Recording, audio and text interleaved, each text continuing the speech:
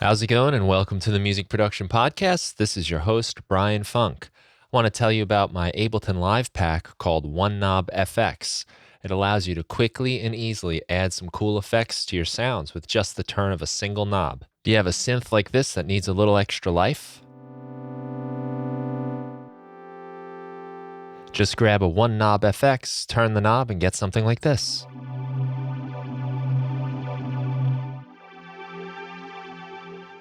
Or make an ordinary beat sound like it's coming off an old tape machine. A simple pluck sound instantly becomes something magical.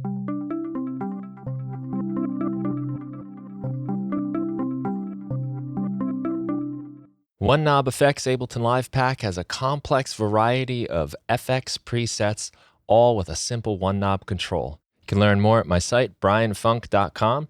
And if you're a member of my music production club, where you get my latest stuff every time it's released, as well as a huge collection of other great music production tools, you can get One Knob FX with your membership during the month of August 2022.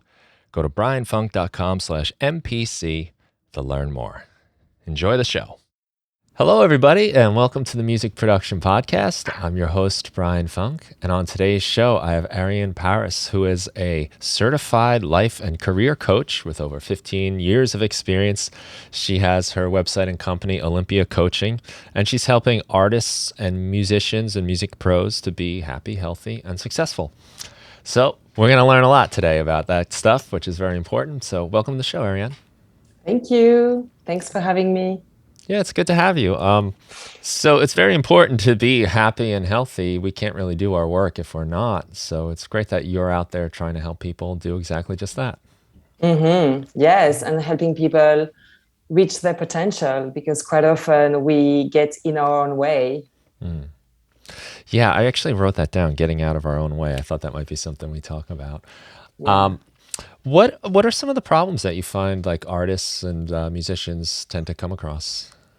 Yeah, so there's a few things that I tend to work with people on quite regularly. So one of them is confidence. So quite often artists, especially independent artists, can struggle a little bit with a lack of self-belief, with a lot of thoughts and beliefs that limit them, like thinking I'm not good enough and the imposter syndrome and thinking no one wants to hear the music. So, of course, that limits you, and you need to believe in yourself, right? If you want to have a career and if you want other people to believe in you, you also need to be able to show up confidently when you promote yourself, when you're on stage, and so on. So confidence, stage fright, anything to do with confidence, imposter syndrome.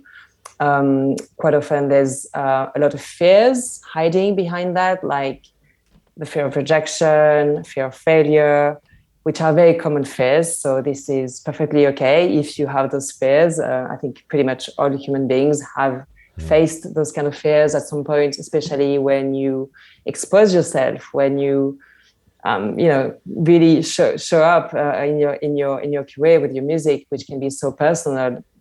So confidence is a big thing. The other thing that I help my clients with is getting clear on the vision for their careers, because quite often they are feeling a little bit stuck or unclear about what is it that they're trying to achieve and where they want to go, and setting clear goals. So having a compelling vision that motivates you, that excites you, and then knowing which goals to set in order to get there. And the final piece is helping them stay productive. I think most artists struggle with a lack of structure, because as artists, you have this amazing, creative, right side of the brain, which is all about creation and expansiveness, but structure doesn't come naturally to them. So quite often you procrastinate, you don't have a routine that keeps you on track with your music practice, with just taking action in your career. So I help them break through those blocks as well. Okay, so that's a lot right there. I think a lot of that stuff probably is very deep seated too in just who we are. Like, for instance, the need to be accepted is a like Darwinian evolutionary thing. If you're not accepted by the group, especially as humans, because we don't have like claws and sharp teeth where we can survive well on our own. We need each other. So that fear of being rejected, even if it's not necessarily life and death when you're talking about if someone likes your song, but it's still a real thing that we deal with, and it's so rooted in who we are and how we became where we are as humans. Sure, it's a very basic need. In fact, it's one of the when you look at the pyramid of needs. I don't know if you're familiar with the pyramid of needs. At the bottom of the pyramids are the physiological needs. So need for safety and roof over your head, some food on the table. These are the basic needs of survival. And then the second part of the pyramid in the middle, it's exactly that. It's the needs of like feeling like you belong, that you are accepted, that you are loved, feeling connected with others. And then there's the top part of the pyramid, which is all about self-actualization and contribution. So in order to get to the top, you need the other needs to be fulfilled. And yes, as human beings, we all want to be accepted.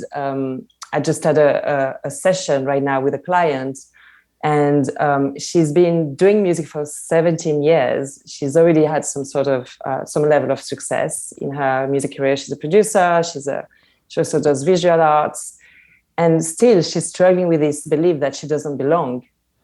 And that's crazy, right? After so many years of being on the scene, but then you have all those thoughts coming into your head, like maybe I'm too old or I'm this, and this sense of not belonging, which is just a lie that's your brain says, to yourself. And it's really interesting to dig deep to really understand what is it about, so you can shift it. I find it interesting. 17 years, you'd think you kind of gotten over it by then, but when I look at myself, I started doing music when I was 14, and I really didn't know music up until that point. I wasn't exposed to it, didn't play the instruments in band at school. And I still feel, now I've been doing it more than half my life, right? So I still feel like, I don't know if I belong. I don't know if I'm like faking it. Am I just, what do I have to contribute? These are all the things I go through. And when I think about it rationally, I'm like, yeah, but you've been doing it so much longer than you haven't been doing it. Yet still, I feel like that time, those early formative years, without it, it kind of still defines me on some level. Yeah. And, deep down, we all belong. We all have a place here in this world, in this universe. There's a reason why artists have been given those gifts, or, this creativity, this ability to play instruments. So you belong, and someone out there needs to hear your song and needs to see you, because we are all very unique, and so some people will resonate with you and with what you have to say, and so we are all needed in this world. Mm-hmm. Okay, so you come from that belief that there is a purpose to it, and just innately. Absolutely. I really truly believe that we all come here with a mission, a calling, a specific journey that we need to go on, in order to contribute in our own very unique way to the world, whatever that may be. There's no ranking of something that's better than another. And also this purpose that you have is to contribute, but also it's something that is going to help you evolve as well. So it's a two-way thing. Okay. Do you ever run into people that don't share that idea, that think like, no, I don't think there's a meaning to this. We're just, some chaotic thing that happened in the universe, and here we are. So I guess I tend to attract people who are at least open to this idea, because I'm very spiritual. So I guess I attract these kind of people, and the people who wouldn't be on the same wavelength. They don't need to be spiritual to work with me, but I always kind of like mention those type of things, because when you are driven by your purpose, by your strong, or you can call it your why, what is your why? What is your big, big why? Things are going to be much easier because then you have something to hang on to when things get tough, when because like any career and like life, we're going to have those highs and lows. And in the lows, it's really easy to get discouraged, to start to feel really, after many disappointments or rejections, it's easy to sometimes to feel a little bit hopeless sometimes. So when you have a strong why, I find even for me, this is what sustains me, because it goes beyond just the goals that we set for ourselves. It goes beyond us. Well, what you said at the end of that was, I think, kind of helps counteract that too, that it's also good for you. So and I do like to tap into that like larger, collectiveness of the universe. And, sometimes I look at like the new pictures that NASA put out with like the galaxy billions of years ago. It looks a lot like under a microscope at the same time, which is kind of funny. So I enjoy that. I think it helps me find meaning and stuff too. But at the same time, just the way it fulfills ourselves, in that it's important for me to be a better person, to have this like healthy expression where I can deal with complicated situations in my life in a at least not destructive way is really helpful. And that makes me a better person for other people, and hopefully that ripples out. So even if you don't have that kind of idea of like, however you want to put it, like a spiritual connection, just the way it affects you as an individual is also pretty powerful. Yeah, like even if it's your own purpose that you have, let's say you're not thinking about your purpose collectively, but it's just your own purpose. What is your why? What are you doing what you do? Maybe it's just because, okay, like quite often clients tell me, music is who I am. It's what I do. I need to create. I need to make music in order to feel happy and in order to feel fulfilled. I need this creative expression. So that's also your own purpose, right? So that's what drives you. And you need that sense of purpose and meaning to keep going, to stay motivated. Yeah, I feel that a lot about myself. I think it's a major factor in me being able to be a decent person, because it's just a way to let go of things and deal with things, and sometimes just forget about like life and whatever I'm going through. You get lost in your music, and then you come back and you see your problems from a different angle, and they don't seem so bad. And so I really do feel that. But a funny thing I go through, and I think a lot of other people do too, is like, I know I need this, I know I need to do it, but when it comes time to actually do it, I often have a hard time getting started, where I'm like, I don't know what to make, how to approach it, or suddenly the dishes are really important to do, and I gotta, pull weeds out of the garden now. I have to do it now. So I find like a lot of weird ways to procrastinate or just kind of avoid it. Do you come across that at all with people you work with? I mean, I think we all do it to some extent. And there's a couple of reasons why we do that. One is a lack of clarity. So that's what I was referring to before about having a clear vision, having some clear goals of what you're trying to achieve. Because without that, then it's like too open. It's like, where do I even start if I don't know what I'm aiming towards? So you need to have clarity. And also then is to, so when we procrastinate, normally there is, some fears behind that. So it's looking a little bit deeper and understanding, what is really going on. So some of the fears could be fear of judgment. It could be fear of failure. So it could be also thinking, oh my God, like the tasks seem too hard. So the process of like doing it feels like a bit daunting. So depending on what exactly is at the root of a procrastination, then you can find ways and tips to overcome it. But yeah, it's kind of like procrastination is just an excuse, right? It's an excuse because there are some deeper fears there, or maybe conflicting priorities. And anytime we have to do something that feels a little bit challenging or uncomfortable, then yes, the dishes are going to be much more appealing. It's safe to do the dishes, right? I know I can get the dishes done. I know that after 10, 15 minutes, they'll be clean.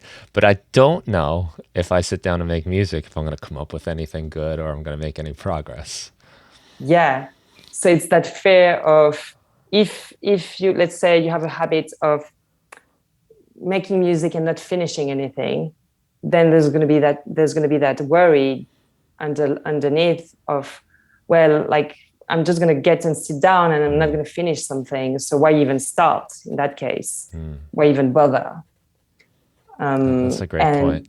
Yeah. And if you have a fear of failure, and deep down, when you really sit and face those fears, you realize, yeah, I'm scared that I'm not going to make anything good today in the studio. Then part of you is going to think, yeah, why start if I don't trust that something good can come up? I talk about that a lot, about the importance of finishing tracks. And also, I should admit, like, in the sort of like practice what I preach, not what I do kind of thing. Do as I say, not as I do. Yeah. Because I have tons of that stuff. There's so much stuff that just doesn't get finished. A lot of it for good reason. It's just nothing really worth pursuing. But I always talk about it as good practice. And I try to think of it that way, that if you do finish your work, at least you're practicing the process. So if I make a terrible song, at least I know how to do a terrible song. I know how to make a song. But if I never do that, then when I get my great song, I'm like, well, I don't know how to finish this. And I might actually ruin it because I'm out of practice on that sort of stuff. But I never really thought about it as consequential to the next time you make music, in that now when I sit down, I'm like, I didn't finish the last 25 things I worked on. So what's the point of doing this one? Yes, because you have all those memories inside, in your unconscious knows what's going to happen, or fears what could not happen. So procrastination can be this protection mechanism of not facing the fact that once again you may not finish a song. Yeah, that's powerful, because that's just laying bad groundwork for every subsequent time you make music. Yes, and I acknowledge you for going into that practice of, I'm just going to finish the song, whether it's good or bad. I'm going to train myself to finish a song, and that's really good. Yeah, like to get into that mindset of, I'm here to finish a song, rather than something amazing needs to happen, because then you put yourself under so much pressure. And I know a lot of artists as well struggle with enjoying the creation again, because they put themselves under so much pressure of trying to make things perfect, that it kind of ruins the joy of just creating. Yeah. Oh, yeah.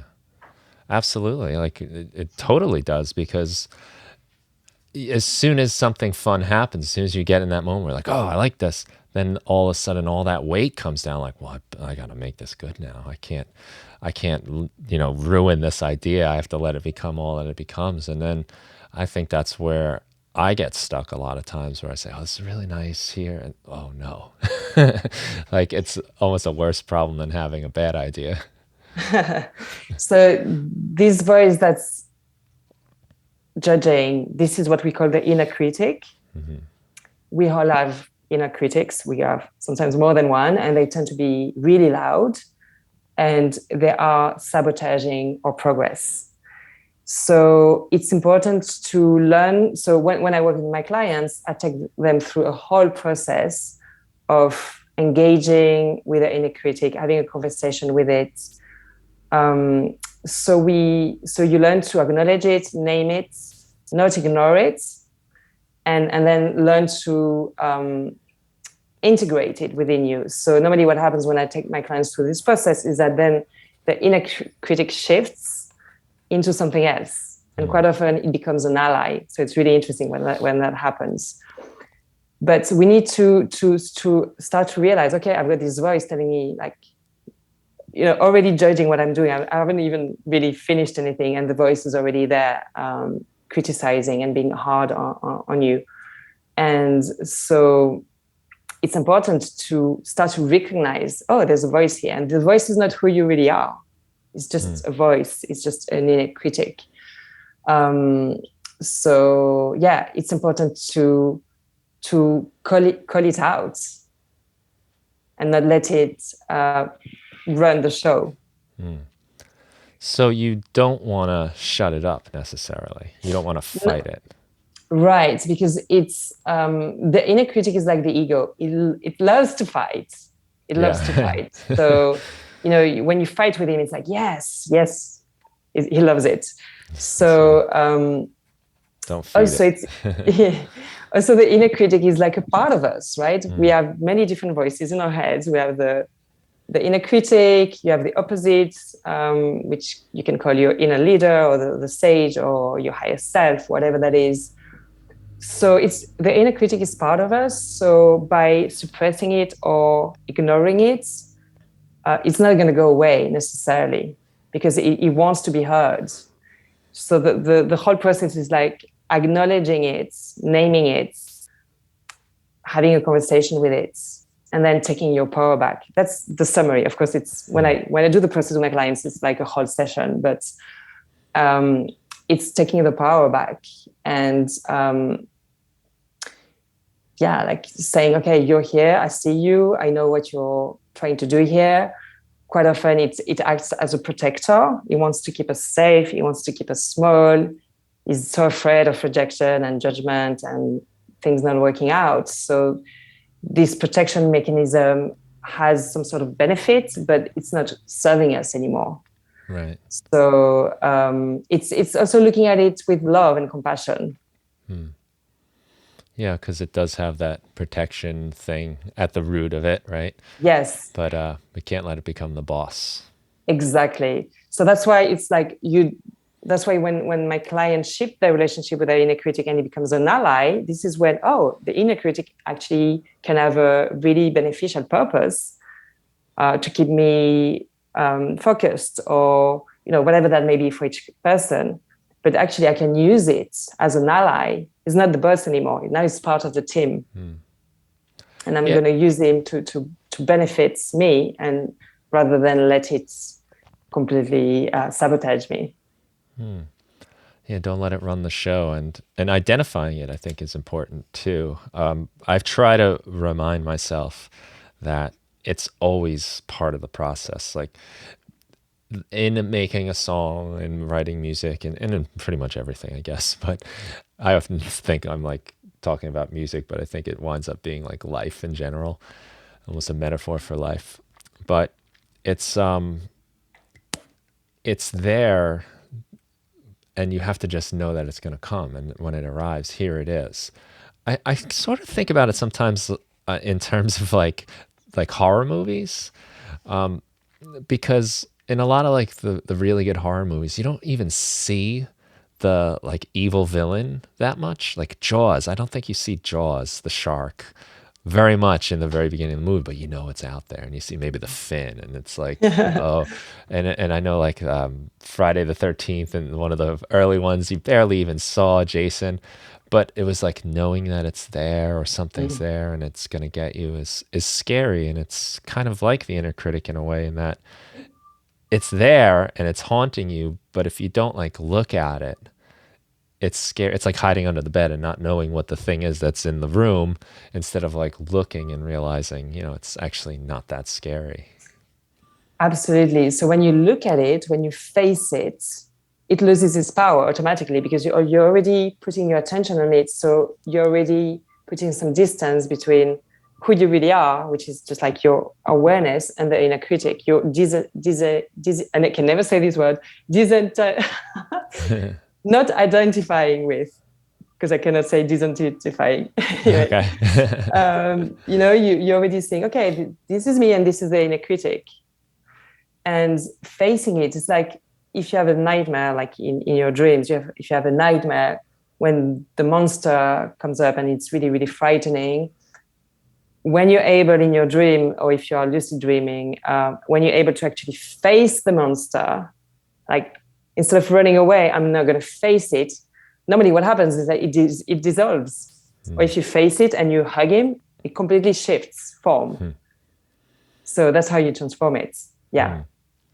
Yeah, and I think that's a technique a lot of the directors use in those films. Like even like the first Jurassic Park, you don't see the dinosaur. It makes it more scary because it's the unknown, and we are afraid of the dark, what we can't see. And that's a fun way to think about the inner critic, I guess.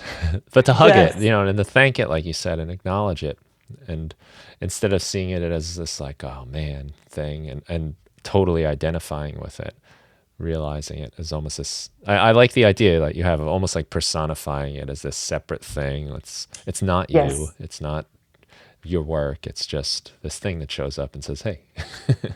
Yeah. And you can personify it. You can give it a name. You can even draw a picture of it, like a caricature of how it sounds and what it looks like, and extend some love to it, because when you look at it, it's like, oh, he's this little scared little monster there. He's just scared. Right. That's funny. I find myself in a funny back and forth a lot of times where I take, and I think you can look at this probably for any type of art really, but sometimes like you look at the world and there's so many serious problems and people's lives can be so difficult. Sometimes our own lives get so difficult and there's really heavy problems that it makes the act of making music feel kind of silly and pointless. Yet at the same time, I also have that part of me that takes it so seriously and it's so important, like that this thing becomes good. It becomes this like important piece that speaks to me and speaks to people.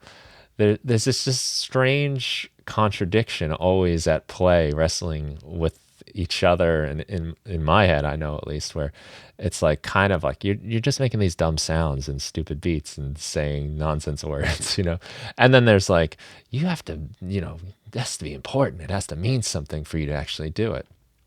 Do you have any thoughts on dealing with that sort of Yeah, I mean, balancing like, act? would you imagine your life without, even not you as an artist, but could you imagine life without music? I Yeah. can't. I literally cannot. Music, and I'm not an artist myself, but music is such a huge part of my life. It gives me so much joy.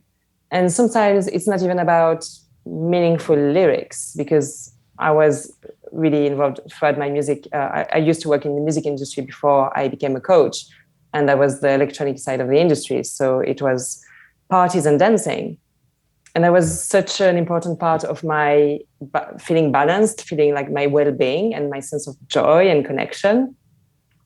So music has a huge role to play in society, whether it's like this catalyst to feel free and to just feel this joy, or whether it's because of the lyrics and there's a message there and someone's going to hear it and feel less alone because they're going through something that you went through, and through your song, you're helping them move through their own emotions, or you're helping them feel something, like access something, like a feeling that they need to access, whatever that is.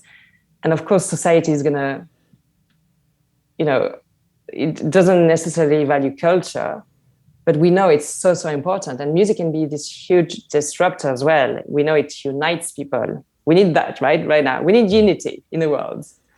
Yes, there are those problems, but as we know, and it's such a cliche to say that, but it's so true. Music is the universal language. So it's something that unites. It's something that heals.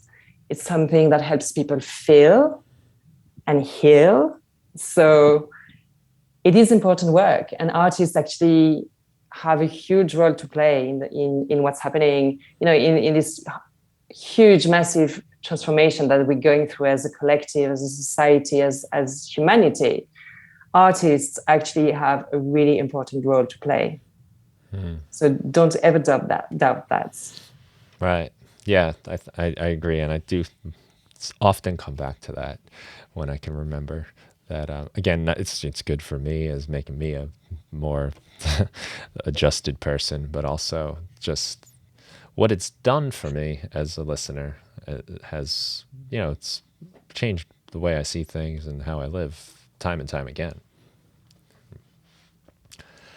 So, if what was your work in the music industry like before you So started doing this? what did I do?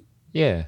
Yeah, so I started my career at a couple of labels. I worked in the indie label and then a big label, and then I became a promoter. So I was booking electronic artists for a 5,000 capacity venue and for a couple of festivals. Nice. And you mentioned briefly that you're not an artist in any way, but you have a lot of insight about what artists go through. Like, how did you come to understand that, and what brought you to this kind of work?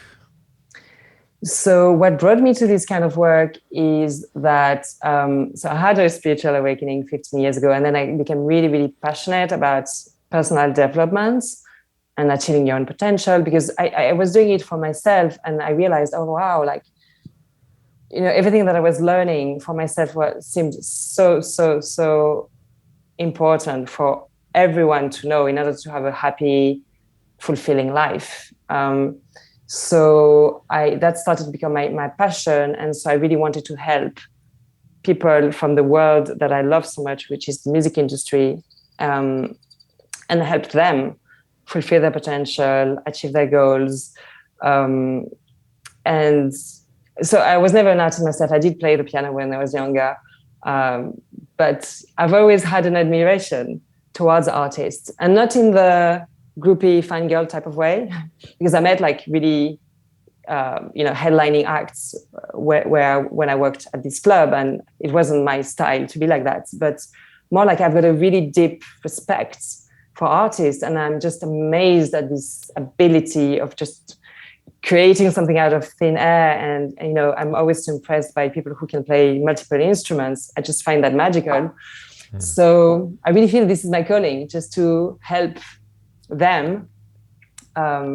So because them as conduits for this music that's waiting to be created through them. So I really feel my purpose is to help them become at their best, perform at their best, and not holding themselves back, because so many people may just give up or not really reach the level that they can reach because of those blocks and because of those because they're holding themselves back, and a lack of self-belief and everything that we talked about.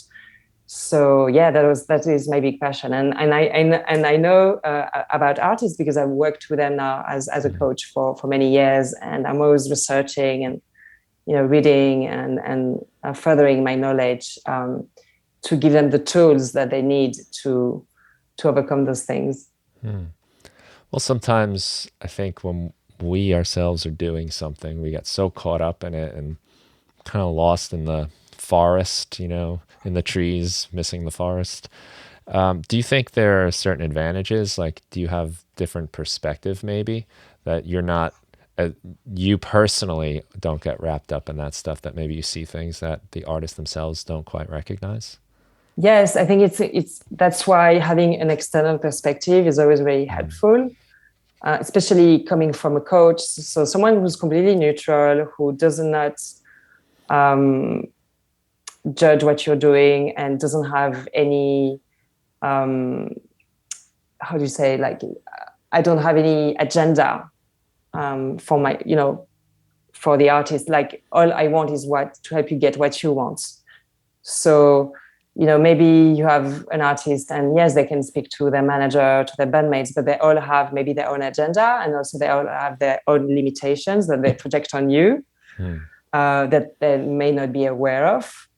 So having that neutral perspective really helps, really helps. So yeah, I think that the fact that I'm not an artist myself is actually even an advantage in that way, because I don't believe and I don't get caught up in the stories, Mm.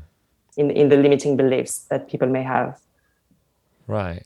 Yeah, and I could see how that can it could foster like almost like a jealousy in a way too, where if somebody you're helping, or I've felt it myself with like people I've played music with or spoken to or worked with or taught achieve certain levels of success, where there's like that kind of like dark side of me that I don't want to admit exists, that is secretly like kind of scowling in the background, like thinking it's unfair or something. So I can imagine that, as much as I know that that's like, that's like the worst part of me that I try to really not have come through. I'm sure that not having that at all, it must color me a little bit, when that feeling comes up, even though, I tried, again, it's like the inner critic, I guess. I don't let it, run the show or anything, but I'd be lying if I didn't admit like sometimes like the success of others makes you a little jealous or gets in the way of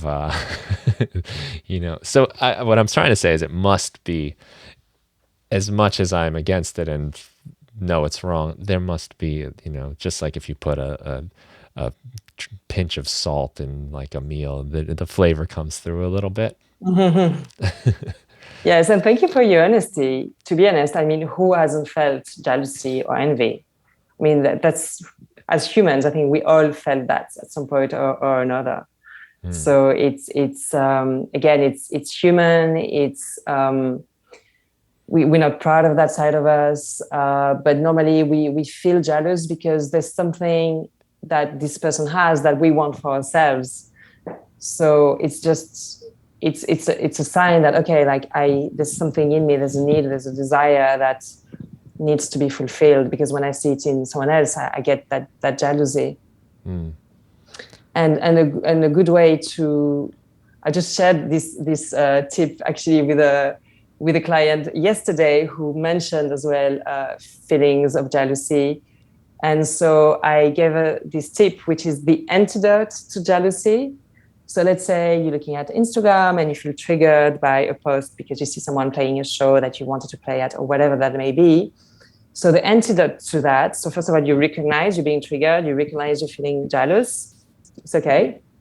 And then the antidote to that is, how can I rejoice in that person's success and feel some of that joy even for myself? We even borrow some of that success for myself and feel it for them, like connecting with your heart, because this is the mind feeling jealous, right? If you connect with our hearts, and just like putting your hand on your heart already helps you connect with your heart.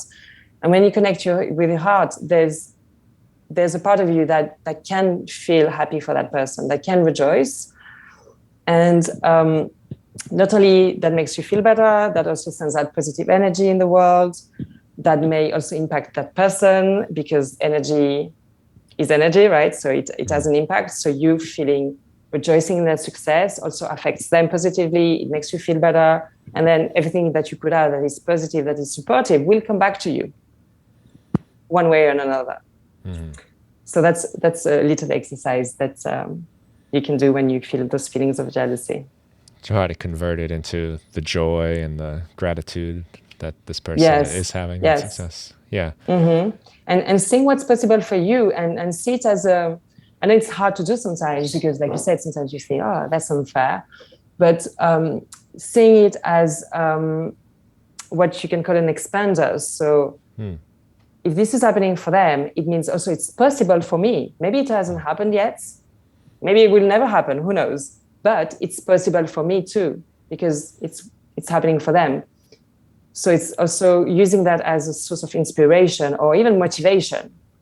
Like, I really want to achieve this. I'm really going to go for it. Yeah.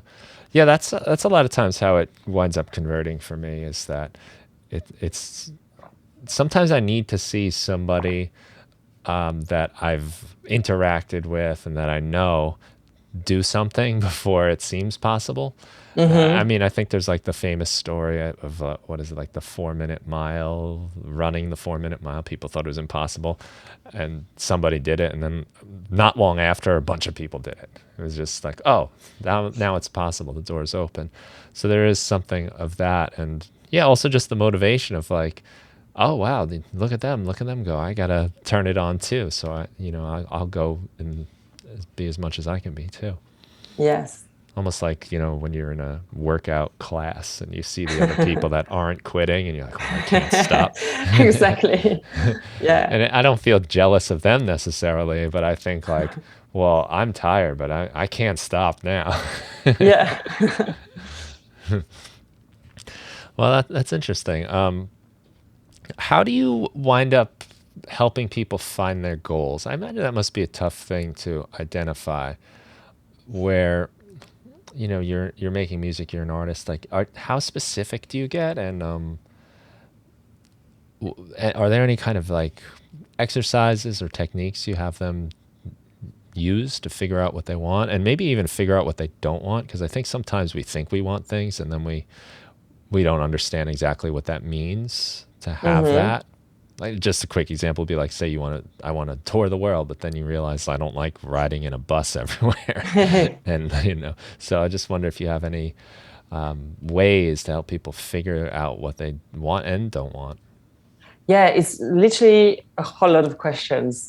Yeah. So in coaching, it's literally just asking questions all the time. So it's just asking questions, helping people understand, what do you value, what is important to you, where do you see yourself. There's all sorts of exercises you can do in terms of like visualizations and projecting yourself in the future and looking at your life backwards, seeing if you have any regrets. What do you want your life to be about? What do you want your music career to look and feel like? So it's not just looking like. It's really important to set the right goals and to not pursue an idea of success that's not even yours. Like you said, oh, touring the world sounds good. And then maybe you're the type of person who hates traveling, hates being on the bus, hates being away from your loved ones for long periods of time. And then maybe this is not the right goal for you. Mm. So it's important,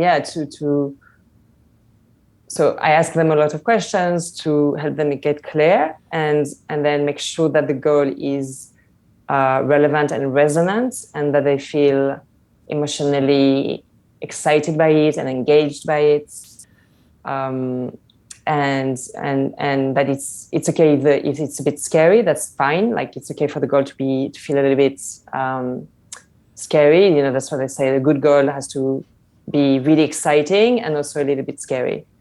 Mm-hmm. And then getting down to the granular of the action steps and understanding, what you need, what needs to happen, for you to achieve this goal, and so on. It's basically a whole bunch of questions. Is that where you start? Is that the first place you start with the people you work with? So everything that I do is completely tailored and bespoke. So there's not like a formula that I take people through. It really depends on the person. I spend a long time before we start coaching, preparing, depending on the initial conversations that we had, preparing the program specifically for them. So I don't start in a specific place. It really depends on them and also on where it takes us. Mm-hmm. Yeah, that makes sense, I guess. It's a pretty organic process. Yeah, because everyone's different in different places at different levels. Mm-hmm. Do you find you get a lot of people coming to you? Because to me, this sounds very close to almost like therapy, right? Like something you would go if you had like a traumatic event in your life and you need to talk to somebody to figure out how to move on and work with that. Do you find people are coming to you with specific problems that they have, or is it just a general, what do I do, from where do I go? Or is that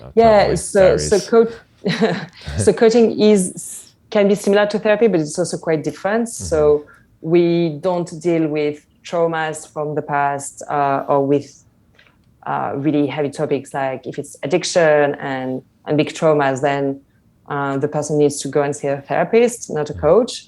So we, as coaches, we work with the parts of you. We don't think that it's necessary to go to the past, because whatever has happened in the past is in you today.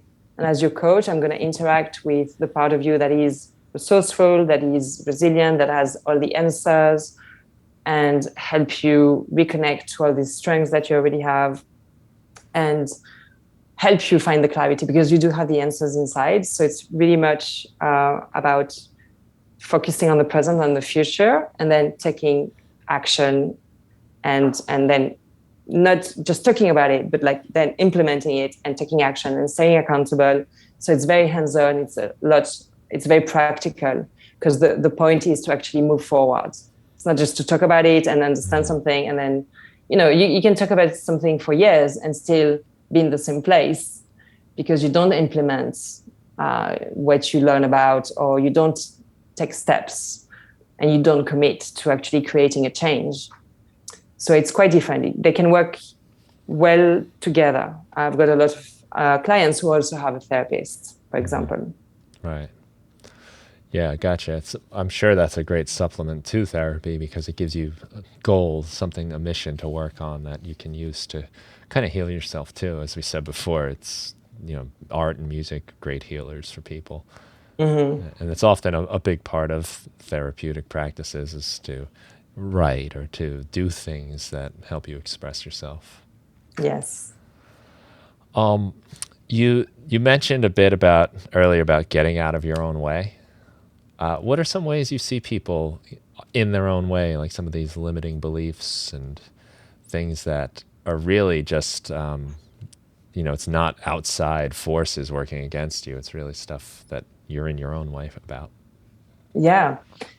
The common beliefs are, I'm not good enough. I don't, maybe it's like, I don't have what it takes. It's anything that's, it's the music is not good enough. I'm too old. It always boils down to the same things of trying to be a perfectionist, and doubting yourself, and second guessing yourself, and focusing on the wrong things, focusing on the things that are not working, not paying attention to what is working, asking the wrong questions. So if you ask yourself, oh, what if it doesn't work out? Or what if I get rejected? If you ask yourself that question, even though it's a question you're not asking this question out loud, but it's out here in your brain, in the background. From such a question, you cannot get a good answer. I mean, what kind of answers are you going to get, right? It's not going to help you. It's not going to serve you.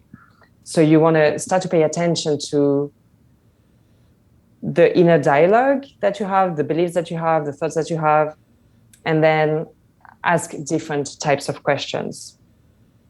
Does that make sense? Yeah, of course. Because what happens if I get rejected? I mean, number one, most of the time you're going to get rejected, right? Like, I mean, it's going to happen. Yeah, I mean, just the fact that like, even to get somebody to listen to what you did is incredibly difficult. I have jokes with my friends where we work for weeks on a song, you post it, and hardly anyone plays it, and then there's a video of your dog chasing her tail, and that's your most popular post ever. So there's rejection is built in, but I think that sort of thinking, what happens if this gets rejected, you're now focusing on like the failure, the inevitable maybe, but it's not looking at the possibility, I guess.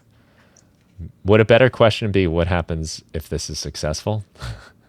Yes, like what happens exactly? Why don't we ask that question, right? It's easy to ask, what if something bad happens? And we don't tend to ask, what if this amazing thing happens? Why not? It's the same question in reverse. Why don't we ask this question? So yeah, you can ask, what if this gets accepted? What if I get the gig? What if the point of this all was not to whether I get rejected or not for this particular thing, but what if the goal is just to put myself out there And what if all I need to do is put myself out there and until it resonates with someone, whether it's getting a gig or like getting signed or whatever. What if my goal was, so if you think, if you ask yourself, what if it's not good enough?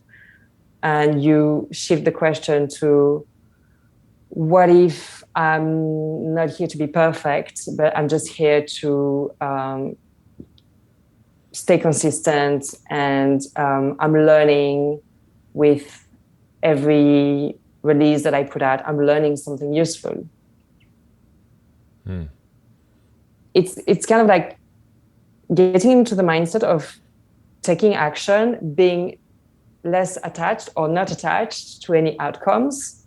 So it's this balance between believing in yourself, having a clear vision, changing your thoughts and your beliefs to something that supports you, and really doing it, like embodying that version of you that already has what they want, that is already successful. So showing up in that way and completely detaching from the outcomes, trusting that whatever happens, it's just another step on your journey. It's just another stepping stone towards your success. It's just something you're going to learn, even if it's a so-called failure, which doesn't exist, right? There's no failures, don't exist. It's just learning. So that's going to take you closer than to what you want than if you just stay stuck and not do anything because you feel it's not good enough. So whatever action you take is going to either bring some learning, it's going to help you grow, or it's actually going to work and open doors. And whatever happens, you're actually closer to where you want to be rather than if you don't do anything. Yeah, so it's always part of the process. And we all know failure is usually the best teacher. Like, we do most of our growth through failure. And you really can't control the outcomes of what you do. You can't control how people react. You can't control if they accept it or reject it. So it is kind of pointless to worry about. You can worry about what you put into it. But I guess, too, if you really think about it, the answer to the question, what if I get rejected, is pretty much always nothing. What happened? Nothing. You're where you were, so they didn't take your song. So they listened to you. Nothing changed, really. And if anything, there's a potential for some growth there to figure out what went wrong and how we can adjust. But I like that idea of just seeing it as it's just part of the process. It's just, the journey. It's yes, and what you said. Yes, and what you just said is important, because it's when you get real with those fears. Well, what happens if I get rejected? What's the worst thing that can happen? And then you get real with yourself and you write down, what do I really believe is going to happen? And then you're going to realize that actually, either you're going to write things that are not true, it's completely unrealistic, you know that it's not going to happen, or you write things and you realize actually it's not so bad. It's actually, nothing happens. Either nothing happens, or maybe my self-esteem is a little bit affected, but then it's on me. How do I stay strong, and how do I not let those kind of circumstances affect my sense of worth, which has nothing to do with my achievements? And so putting all of that out and on paper and looking at it and realizing, actually so I think most of the time we are holding ourselves back. But if you go deeper into the block, into the fear, then you realize it's all fine. Look into the eyes of the boogeyman again. Yes. It reminds me of a TED Talk. I think it was a TED Talk that Tim Ferriss did, called Fear Setting. And he's kind of comparing that to goal setting. We talk about goal setting, which is important, of course, but he says, what about fear setting? And the idea is sort of like, imagine the worst case scenario. You know, what's going to happen? And like really vividly imagine it. So like, you know, they don't accept your song, nobody listens to your music, and then you're going to be on the street and a dog will bite you and a bird will come and steal your sandwich. And as you like really get into it, it starts to get more and more ridiculous. And even still, like you kind of find out that the risk of where I'll end up is so small compared to the potential of where I could wind up if it does work. That Yes. it's, if you were investing, if it was like a stock market or something, or gambling in a casino, you would take those odds all the time because you would very quickly move up and be winning. Yes. Yes. And yeah, exactly. And the other day I heard an acronym for fear, and I thought, oh, that's good because it's easy to remember. It's false evidence appearing real. That's what it is. It's false evidence. Your brain keeps you stuck there, but actually, if you look at it, like you said, you realize it's completely ridiculous. This fear is completely ridiculous. No, you're not going to become homeless because no one listened to your song, and yeah, and it's good to have to find the sense of humor again about Right. about Yeah. those fears that we have. Well, it's true because I know I'm like working on a song and I can be loving it, having a great time, and then just something pops in your head, that inner critic or whatever you want to say. And like, oh man, and it just changes everything. And then I hear it different. And it's like, if I put this out, people are going to think I'm dumb. My dog's going to run away. Like, no one, that's just not going to happen. You know, no one's really going to put too much into it. And I Yes, know this for myself too, because I've heard you know, people, even the people that I admire, put out songs I don't like, and it's not like all of a sudden they have no value anymore. It's just, you know, that one didn't get me. exactly. So you're not going to completely discredit that artist. You're just not going to listen to that song that you don't like. That's it. You Right. forgot about it, right? Like you listen to it next day, completely forgot about it. Never going to listen to it again. That's fine. So we always, yeah, like we have to remember that to take things a bit less seriously, I guess. I remember when I was a booker, when someone played a live show and there was, you know, a technical error or whatever, they would then come backstage and be a bit distraught about this thing that, you know, didn't work and this mistake that they did with a note or whatever it was. And I would always say to them, and it was coming from a place of honesty, I would say to them, look, I was there the whole time. I was in the crowd or on stage. Believe me, I didn't notice anything. No one noticed anything. No one cares. They're here in the club to have fun, to have a good time. They're not here to judge you. They're not here to scrutinize you and everything that you're doing. And most people don't notice. So it's taking things a bit less seriously as well, and realizing it's only music. This is only music. And yeah, you know, people don't pay as much attention as we think they do. So there's nothing to be feared. I know that myself, I held myself back to appear on podcasts. I think the first podcast I appeared was a year ago, last summer. Before that, for years or a couple of years, I knew I wanted to be on podcasts, but I completely held myself back because I had so much fear around not being articulate, not being able to express myself properly. And so I put those fears on paper. I'm afraid that people are going to think I've got nothing interesting to say. I'm afraid I'm going to disappoint the host. I'm afraid people are going to think, you know, I'm a fraud, all this kind of things. So I put them down on paper. And I realized, yeah, like it's probably it's probably not going to happen. It's, you know, I can see my brain is making this bigger than what it could be. And then I just went for it. I did the first one. I prepared a lot. You know, I did what I had to do in order to feel more confident and all of that. And then after I did the first one, then that's it. You know, it's easy to keep going because you broke through that first barrier. Right. Yeah.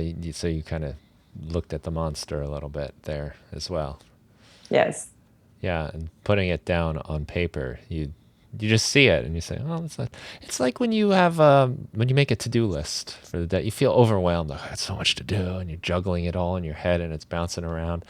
And, we're not really good at, like juggling multiple pieces of information at a time. So when we have 8 things to do tomorrow, maybe we can keep like 2 or 3 of them in our head at once, and then we go to the other 2 or 3, and then we go to the other 2 and it feels like there's thousands of things that way.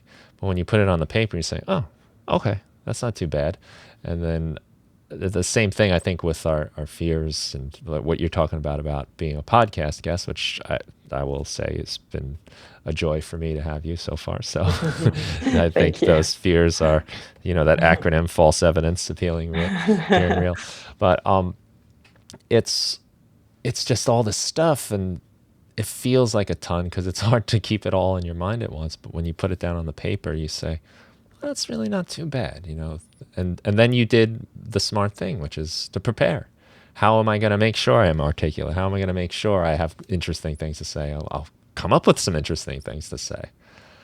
As a teacher, if I don't plan what I'm going to talk about in my lessons, I feel really uncomfortable, and then those thoughts start coming in. If I pause too long to answer a question, or I stumble in an explanation, in that time frame, which is like just a second or two, all those doubts and fears about myself come in. I'm like, oh my God, everyone thinks I don't know what I'm talking about, and it all crumbles, and that's just, a spiral out of control real fast. Yeah. So the preparation is a great way to do it. Yeah, preparation, and then just go do it, basically. Yeah. There's nothing like actually doing the thing and then realizing, oh, first of all, I didn't die. Second of all, I actually enjoyed it. Wow, I actually enjoyed it. Woo. And then that's it. Once you do it once, then you keep going. But it's pushing a little bit outside of that comfort zone where everything happens. Learning to take risks, being invested in your growth more than you are invested in protecting yourself from mistakes. This is what the growth mindset is. So you're going to take risk, you're going to take action, you're going to learn. You don't take failure, so-called failure, personally. You don't make it mean anything about you and who you are, and you don't make it mean that you are not good enough. You're just here to learn. And I think what's helpful here as well is to learn from the process of other artists. For example, I always find it really interesting when you look at documentaries of famous artists. You will always find pretty much the only time I didn't see this, at least in the documentary, because the documentary, of course, is only an hour and a half, so it's a short version of someone's career, and also how they want to portray it. So there's also edited down, and you don't know how they want to position it. But the only documentary that I saw that wasn't that didn't have the same storyline of struggle, bit of success, big failure, struggle, success, failure, struggling for 10 years before we actually make it. This is the normal path. The only person that didn't seem to have that path was Elton John. Probably he's obviously really, really talented, but it seemed pretty easy from the start, but who knows if that's the reality. But I think it's always very inspiring to learn about other people's journey and to realize, wow, they also have that same fear. They also have been dealing with the same challenge. And here they are today. So I think it's Ed Sheeran who said he's learned way more from playing all those dive bars for a long time. He's learned way more from those gigs than from playing Wembley Stadium. Right. Yeah, that tends to be the way you see all the ups and downs. And I love the Beatles Let It Be documentary. They're like 9-hour saga that came out like in the beginning of the year when they're making that album, and you see like, oh wow, they don't know what they're doing. Like they're struggling, like they don't know if they're going to be able to finish this thing in the amount of time they gave themselves.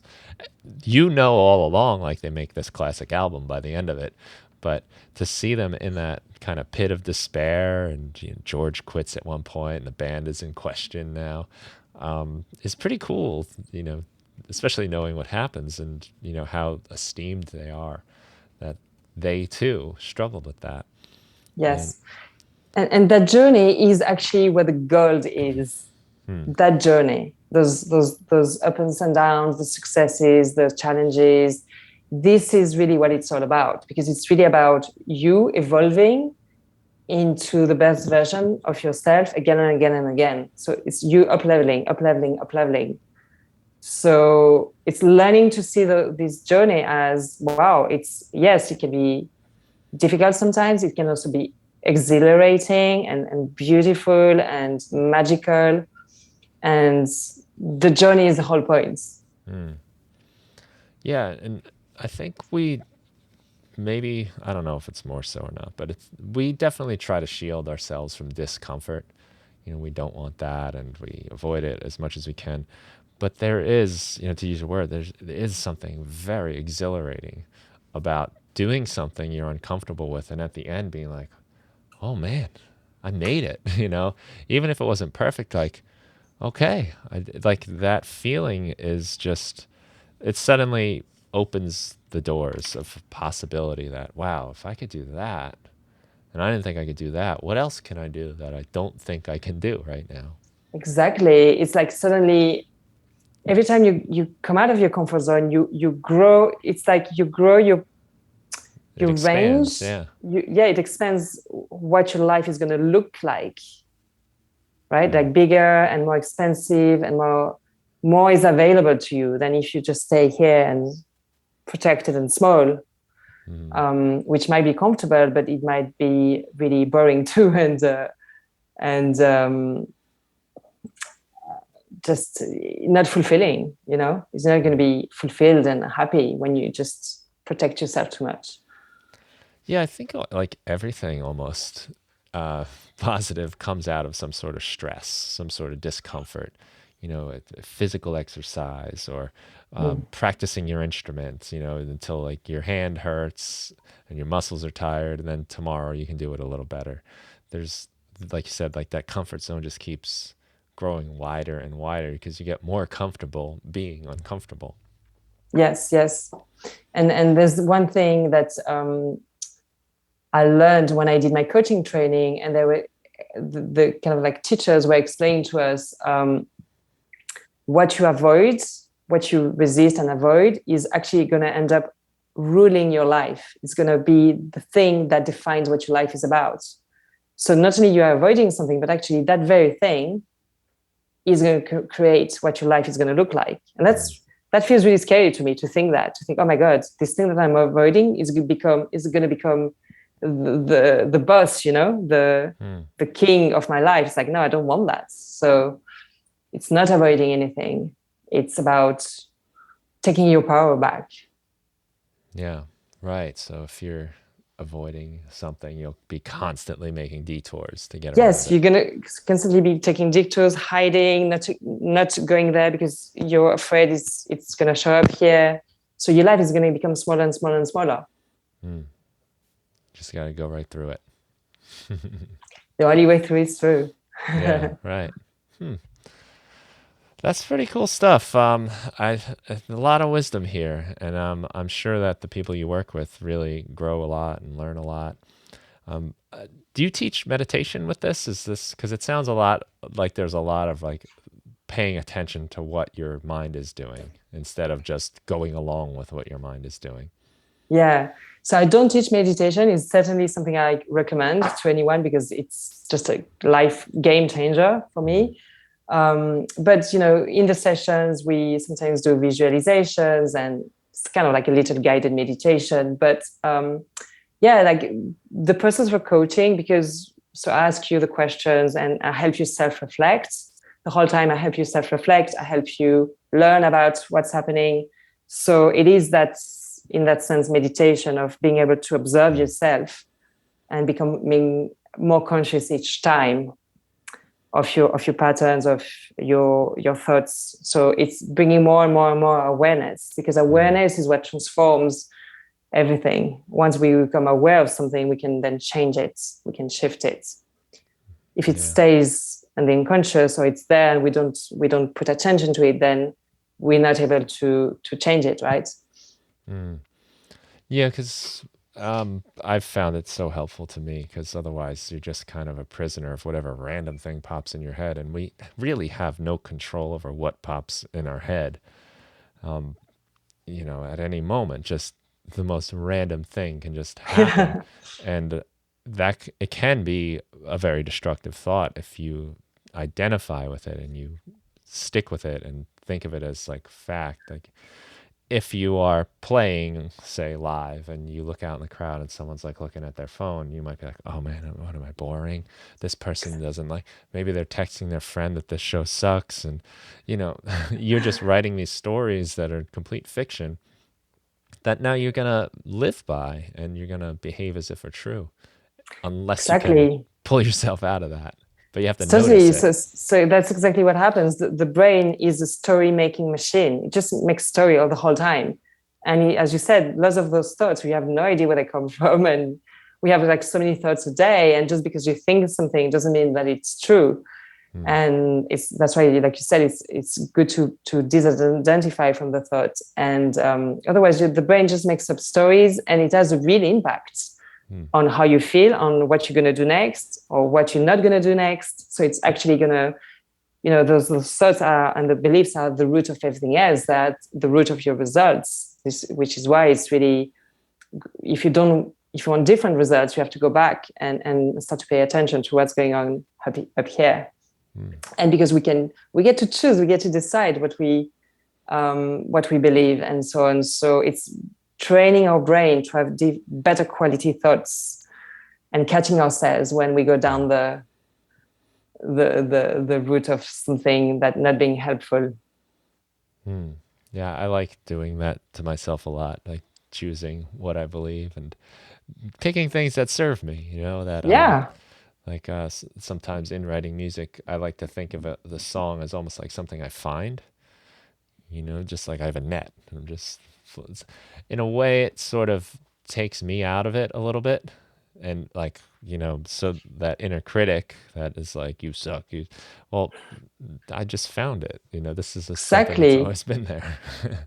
And exactly, because I do believe that as well. I do believe that, as I mentioned earlier, this, and like most of the people who have written hits, they always say, it was just there, it came to me, it was really effortless, it was easy, it wasn't like something that they worked at, like really what's the word, with a lot of effort.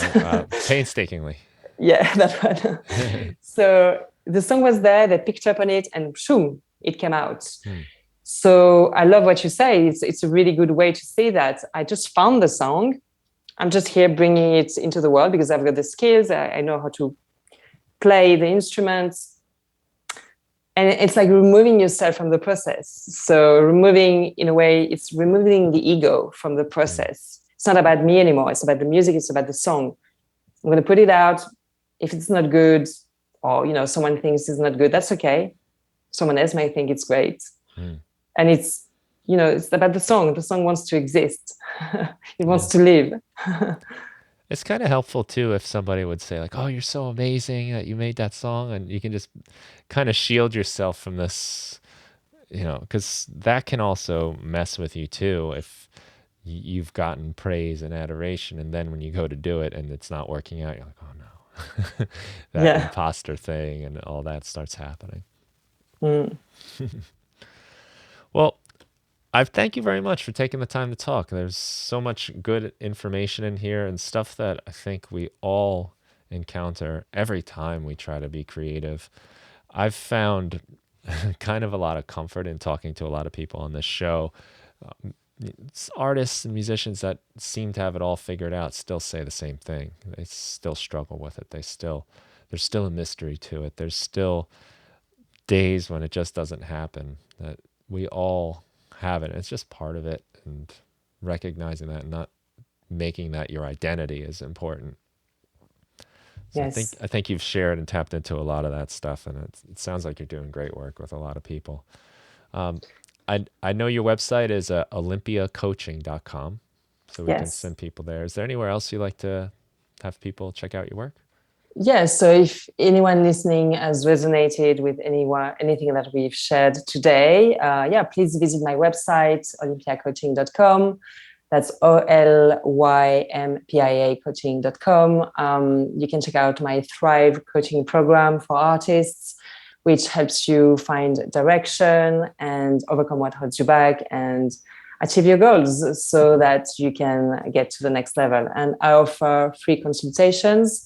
So you can book a consultation with me and take it from there. Nice. Well, thank you for sharing all that. I learned a lot, and I also got reminders that I think you need to constantly keep telling yourself, because understanding it intellectually and hearing it once is never enough, because it comes up every single time. So thank you for not only teaching me new things, but also refreshing me on things that I should know by now, but still run into nearly every time. No, thank you so much for having me. It was a real pleasure, and I really enjoyed the conversation as well. Thank you for sharing as well what you shared about yourself and being honest. And I think that really helps as well. Just liberate, the conversation and realize we all are, to some level, struggling with similar things, but there is a solution, and there are a lot of ways and tools and techniques that we can use to just become our best and like, just as I said, like up leveling and becoming the next version of ourselves, and really getting, accessing more of that potential, that beautiful unlimited potential that we have inside. Well, thanks for sharing. And thank you for listening, everybody. Go to olympiacoaching.com to learn more about Ariane's work and do a free consultation. Thank you, and have a great day.